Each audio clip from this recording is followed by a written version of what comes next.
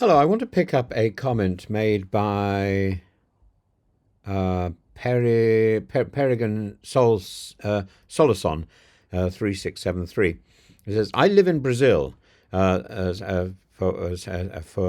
about 8 years ago, so I resent the remark about Brazil. It might be true, but I still resent it. Yes, and so you should, because I wasn't talking about the country.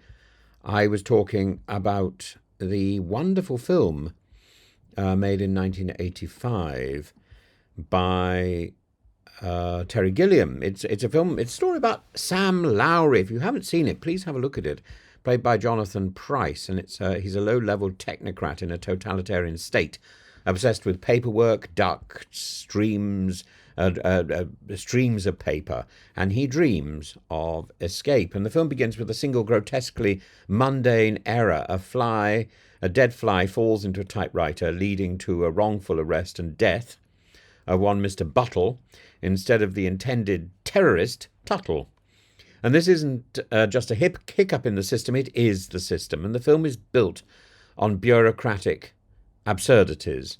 A receipt for everything logic. When Sam visits Buttle's widow to apologize for her husband's accidental state-sanctioned murder, he's expected to get her to sign a receipt for the wrongful arrest. Departments that oppose each other. Central services, not just incompetent, it's divided, paranoid, riddled with interdepartmental vendettas, and paperwork as theology. You cannot exist without paperwork. You cannot die without paperwork. The state's power lies in carbon copies and rubber stamps, not guns. This world is one of bureaucratic metaphysics, one in which order is maintained not through brute force alone, but by drowning the human spirit in forms, in protocols, in triple-filled memos. It is, in itself, a hostile society. And the title Brazil is an ironic misnomer. The nation of Brazil is never mentioned in the film. Instead, it references the Barroso song, Brazil, da-da-da-dee-da-da-da-dee, which floats in and out of the score, evoking a dream of escape and idealized beauty. So Brazil actually is the image of freedom, a place that exists in Sam Lowry's mind and nowhere else. It's the fantasy that contrasts with the crushing inanity of his waking life. And while Brazil, the country, has had its own troubles with bureaucracy and authoritarianism, the film's title is metaphorical: Brazil as utopia, unreachable, distant. And today's Brazil, for all its governmental complexity and recent flirtations with autocracy under leaders like Bolsonaro, is far more chaotic and populist than Gilliam's antiseptic horror. Gilliam's Brazil is clinical, cold, and systematic, a place where even rebellion is catalogued. The impact of Brazil is visible across decades of film and television. The producers, in 2005, the remake, which is based on the Broadway show, while a comedy about fraud, its opening sequences where Matthew Broderick plays a nervous accountant surrounded by ledgers, rules, and panicked precision, evoke Brazil's oppressive aesthetic. His neurosis and entrapment in the rules mirror Sam Lowry's own mental suffocation. Even if the producers was based on an earlier 1960s film.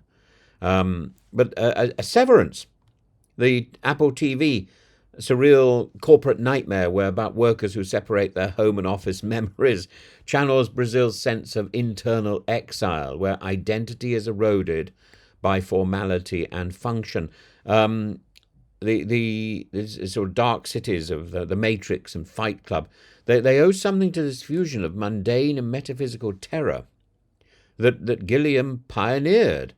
And Gilliam's other works, things like Jabberwocky in 77, I remember seeing that this solo debut soaked in medieval grime and pointless quests, introduced his obsession with the absurd hierarchies and the grotesque systems that dominate Brazil. It's proto-Brazil in its depiction of civic chaos and class stupidity. Time Bandits, again, bureaucracy gone wrong.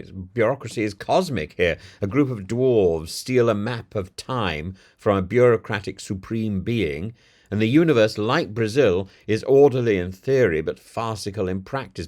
The Adventures of Baron Munchausen, which is one of the great films, I think one of the greatest films ever made in 1988. It's about another dreamer in a mad world, escaping logic through fantasy, as Sam does. The Fisher King and the 12 Monkeys in 91 and 95, I think, though more grounded, these retain the themes of madness as a rational response to a broken age, to a broken system.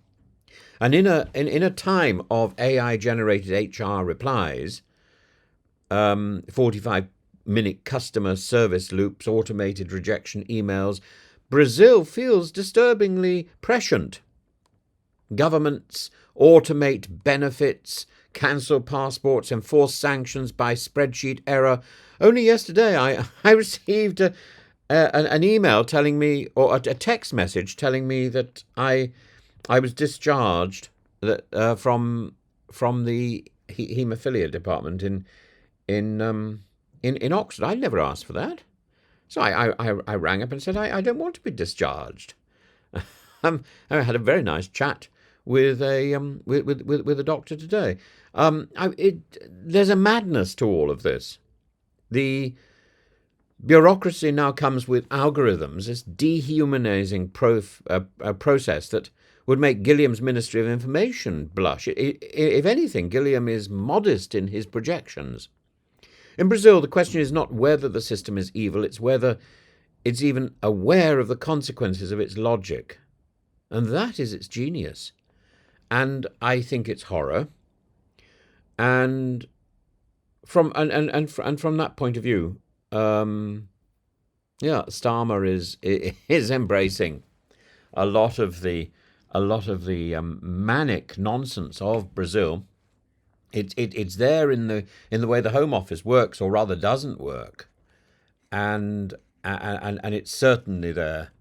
I love the images in Wicked, which again evoke some of the sort of nonsense of idleness and the futility of paperwork, and the deification of the machine, as if that is the answer to all our problems. It really isn't. The machine does not think. The machine has a different type of consciousness, and we have to recognize that.